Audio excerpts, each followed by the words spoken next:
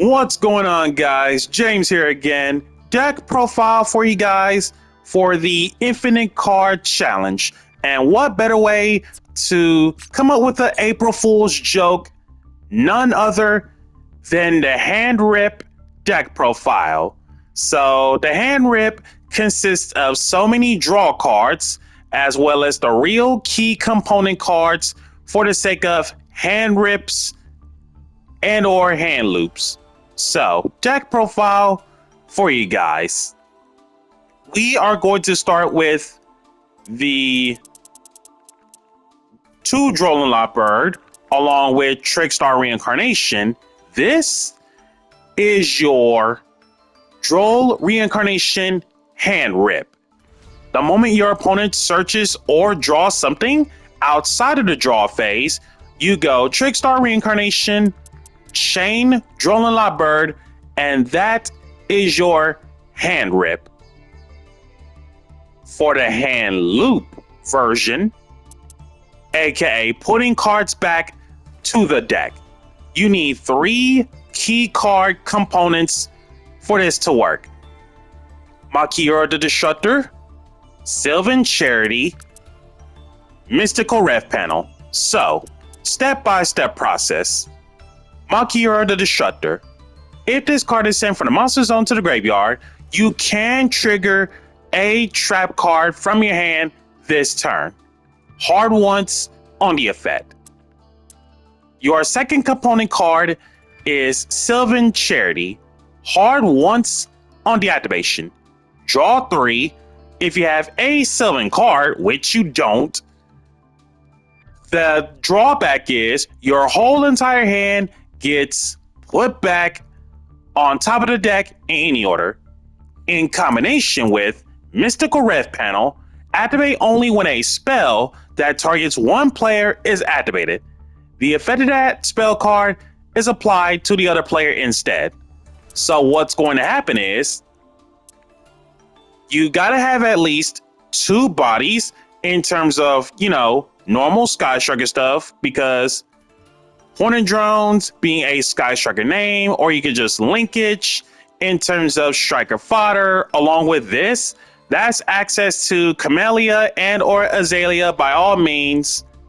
Zeke, same thing in terms of requiring a Sky Striker monster to make Zeke. And it makes it so that once you get your hands on both Charity and Ref Panel in the same hand in a 15 card challenge, well, 16 if you count infinite cards, this is where you have the hand loop. So, most cases, if the hand rip resolves, you're literally winning from the get-go.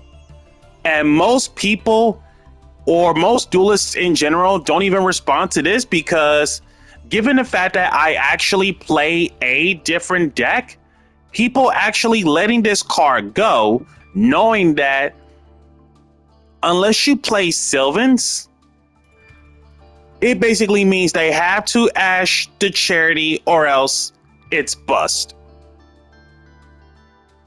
The rest, Raigeki, Feather Duster, Card Destruction, Foolish Burial, One Day Apiece, Foolish Goods, Tactics Talent, Tactics Thrust, Call by the Grave, Bamboo Sword Package, 3 golden, 1 broken, 3 cursed, 1 original Bamboo Sword, Sky Striker cards, 3 engage, Afterburners, Jamming Wave, Hercules Base, Area 0, Multi-Roll, Hornet Drones, 3 Widow Anchors, Eagle Booster, Shark Cannon. I actually did miss a second copy of it because space issues, but at the same time, it's where the 3 linkage in terms of side effect is where if for whatever the reason linkage resolves, I can't special from the extra deck except Strikers. So most cases, get that linkage off at a proper time and there should be no problem coming up with OTKs. And then Lemnis Gate, The more striker links and striker spells, the better in terms of constant recycles. Extra deck. Link Spider, made this once. Borosaur, Underworld Goddess. Borosaur was never made, Goddess was made once. Striker names. Triple Kagari, Triple Shizuku, Hayate, Kaina, Zeke, Azalea, Camellia, Zeros. And when it comes to having the one copy of Zero, it's because we need search power. And this has been James Polk with the 43 card deck profile of the Infinite Card Challenge. Well, 44 if you want to count Infinite Cards as a loner. Be sure to like, comment, subscribe, and share. Smash that notification bell to keep yourself constantly updated. And have a happy April Fools to all. Catch you guys next time.